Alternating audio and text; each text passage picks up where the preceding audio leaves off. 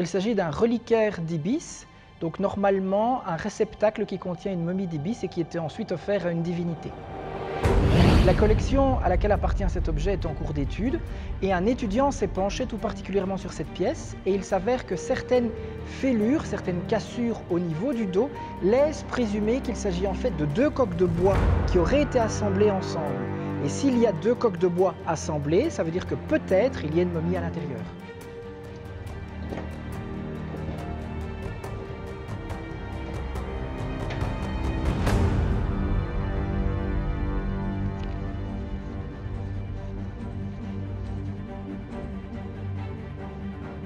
C'est véritablement une enquête médico-légale, faire appel à un autre métier, à ses spécificités pour pouvoir nous éclairer.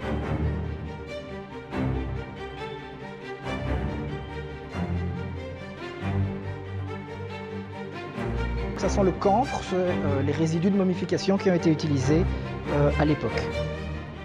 Quand on l'a comme ça devant soi, on a vraiment un visage humain. Hein.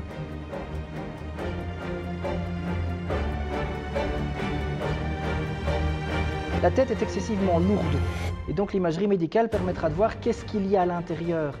Peut-être qu'il y a du bitume, peut-être qu'il y a du sable, quelque chose, parce qu'un crâne humain normalement est beaucoup plus léger. Celle-ci est très lourde et donc l'imagerie permettra de comprendre pourquoi. Donc c'est un pied qui est excessivement intéressant. Comme pour la tête, il a été arraché sur un corps ancien, donc c'est un traumatisme déjà. Mais ce qu'il y a d'intéressant également, c'est que ce pied nous parle directement de la vie de la personne à qui il appartenait, puisque c'est un pied qui a été fracturé. La fracture n'a pas été réduite, donc elle s'est soudée comme cela, ce qui a entraîné une malformation et une mauvaise démarche. C'est véritablement quelqu'un qui a souffert.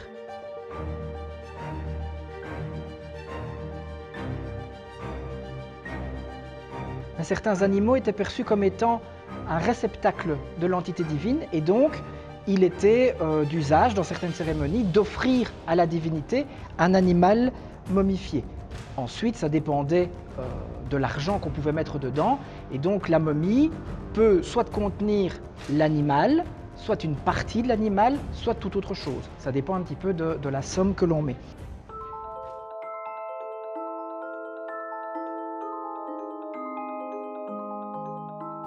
En général, ils sont beaucoup plus jeunes que ce qu'on va voir aujourd'hui, effectivement.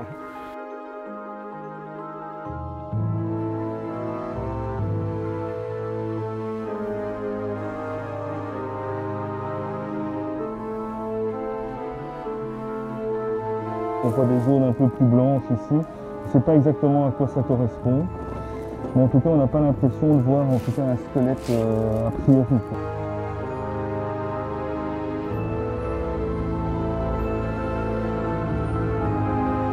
Bien qu'il n'y a rien à l'intérieur et toutes les structures plus opaques, donc c'est-à-dire les pattes en bronze, cette coque-là en métal ici, et puis il y a la couche quand même d'or et de colle, mais on voit bien qu'à l'intérieur il n'y a rien du tout. Hein. Enfin,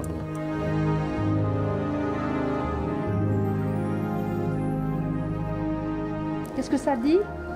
Il n'y a plus de cerveau, enfin, on ne voit pas le cerveau, mais ce qui est intéressant, c'est qu'on voit une cassure de l'os ici.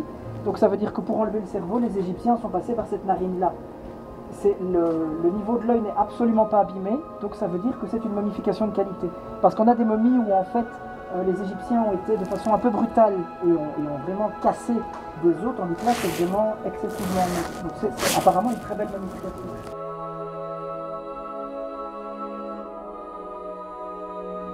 Donc là on peut objectiver vraiment le fait que la momie a été vidée par ici, tu vois. Donc il passe par la narine et il monte comme ça.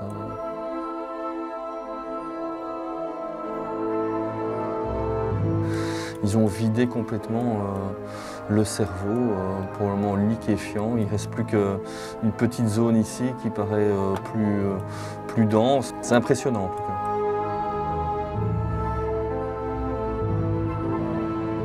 Ça ne ressemble pas à un pied d'ado du tout, non, mais à mon avis, le trait de fracture qu'il a eu, il l'a eu justement avant la croissance complète du pied. Donc ça pourrait être un pied d'ado? Oui, ça pourrait être un pied d'ado, oui. Oui, parce qu'il n'y a pas de cartilage de croissance, tu vois.